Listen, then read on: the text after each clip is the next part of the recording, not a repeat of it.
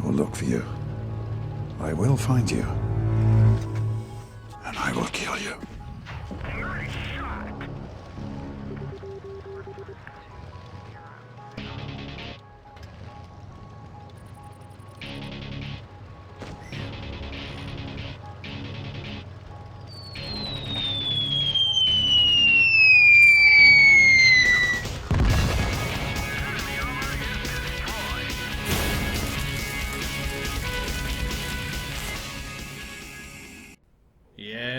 Welcome back, ladies and gentlemen, tankers of Blitz to the channel. My name is Martin Dogger, and I have a little bit of a confession to make.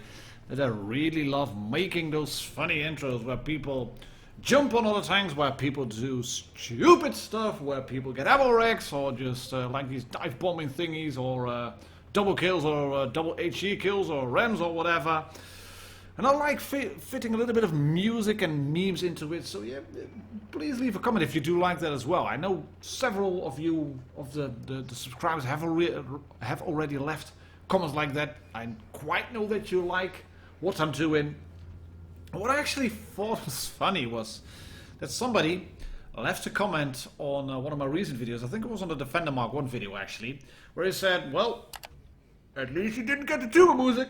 Because you know you really do know when you get to Tuba.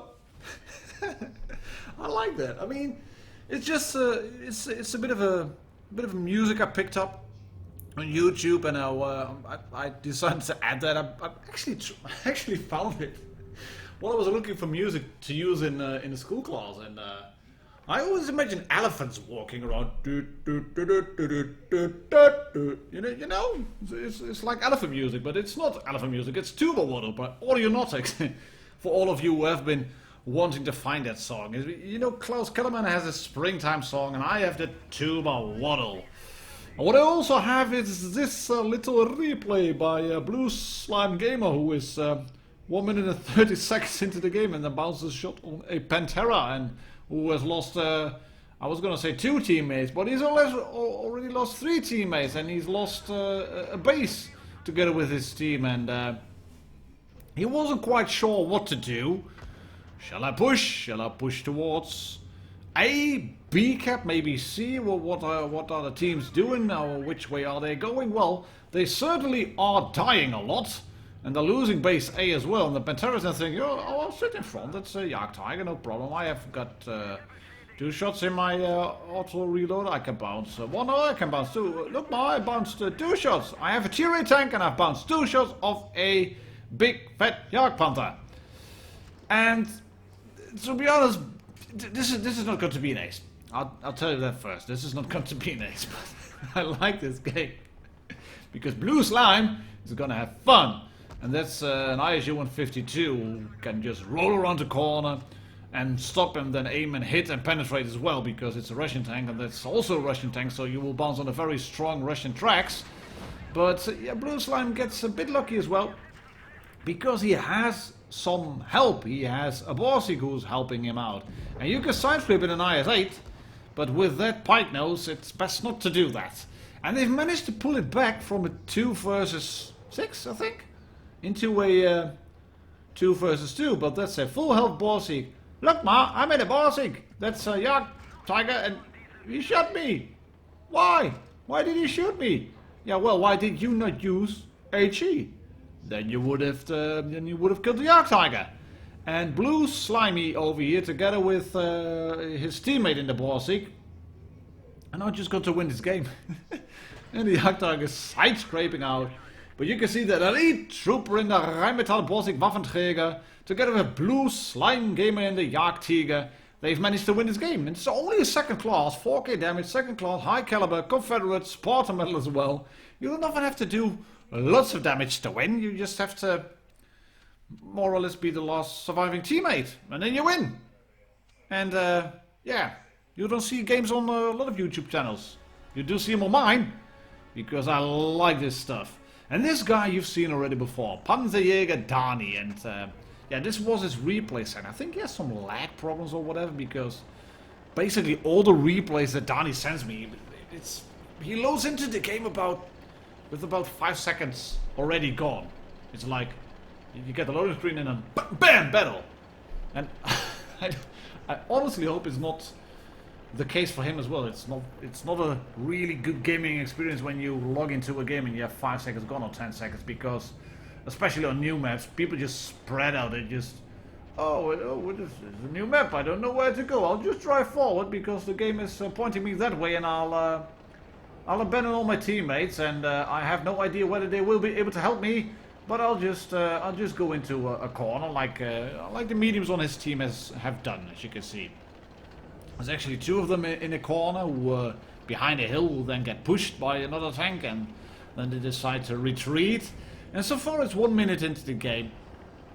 Nobody has died yet, and Dani hasn't been able to fire his gun yet, so I have to keep talking and just make things up. Or maybe not make things up, but just talk a little bit and kill the time. He's done his first shot of damage to this IS-8, and what's also funny about new maps is that people are not aware yet of lines of sight, and this IS-8 just decides to stick his arse out. Rather than sit on the other side of that broken pillar, he is thinking, right, I'll stick my arse out and then I'll get shot.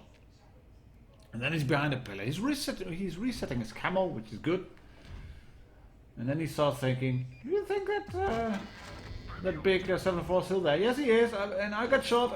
Can I shoot him again? Oh, no. I've lost a lot of health now. What shall I do? What shall I do?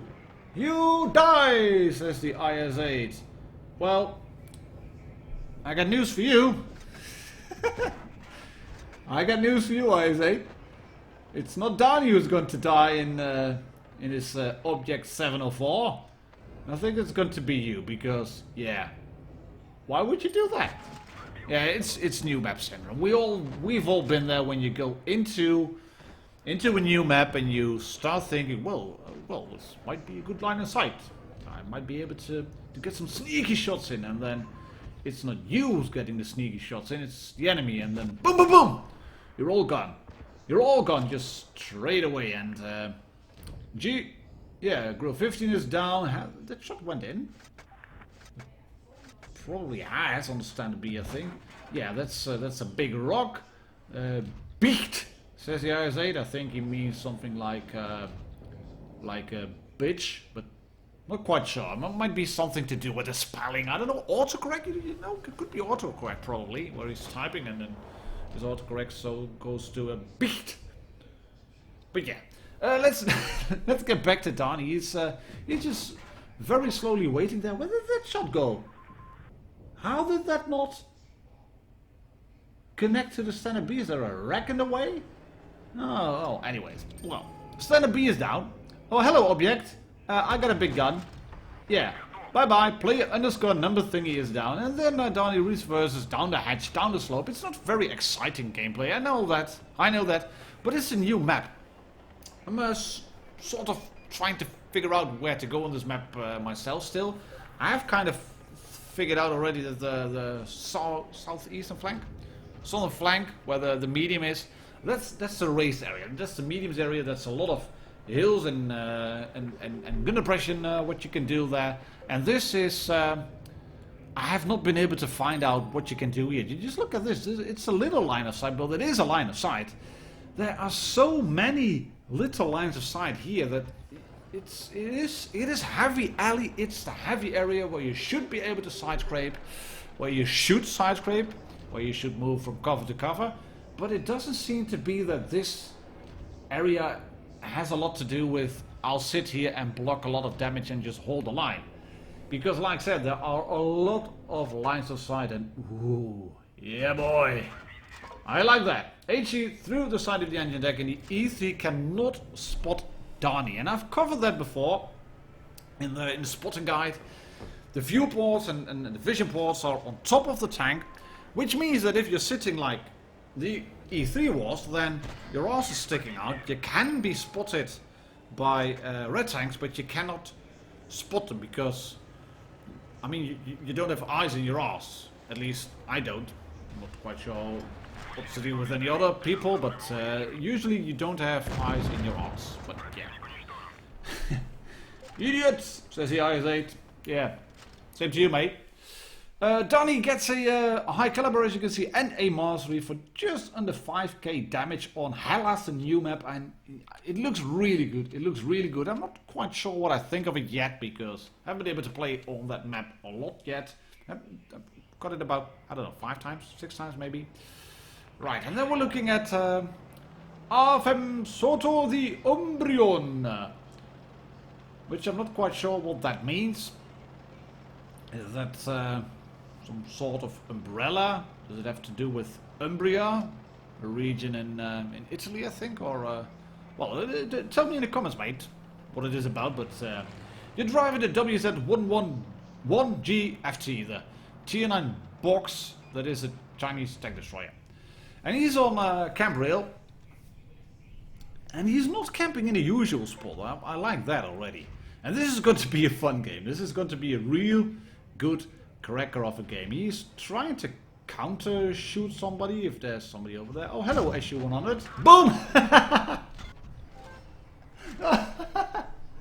Well, there was more than 3 seconds that he will spot it. But sitting on a ridge like that, with a very mobile tank destroyer that has absolutely no gunner pressure whatsoever, that was just a disaster waiting to happen. Like I said, this is going to be a fun game. Not so much for the SU-100 101, but yeah. This is an AMX 5120, and he's going to have a lot of fun. And I like this. Avem Soto is just holding his fire, and then he hits the top of the engine deck and gets only a little bit of splash damage. But he's gonna shoot straight through the side, because his AMX 5120 has figured out that he has an autoloader and that you should make your shots count, which is good.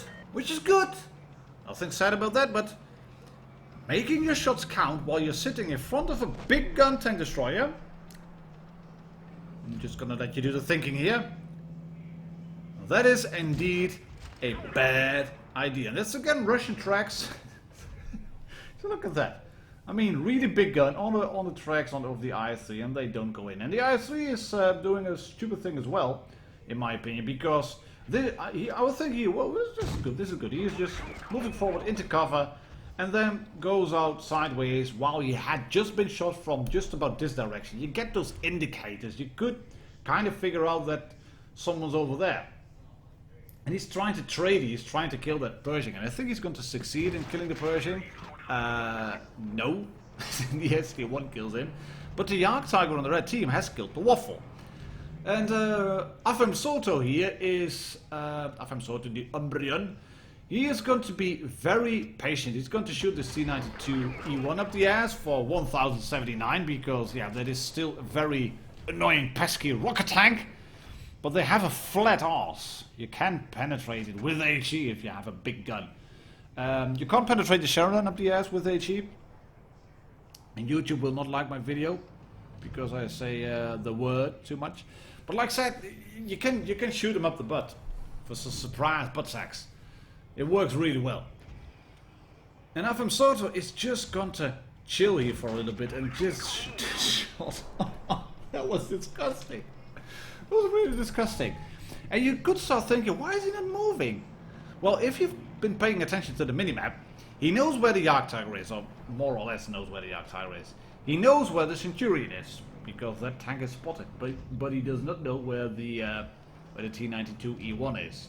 And the Jagdtiger has not been paying attention to the minimap.